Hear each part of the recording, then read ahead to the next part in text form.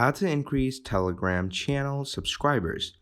Hello everyone. So in this video, I'm going to be quickly showing you how you can increase the number of Telegram subscribers you have. So for this, what you're going to do is you're going to quickly go on your Google or Safari and you're going to write buy Telegram members.net or .com. Okay.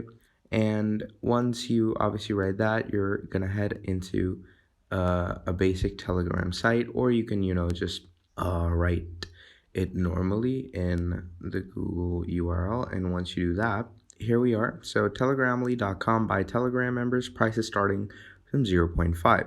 So all you're going to do then is obviously you're going to tell them about yourself. You're going to tell them your information.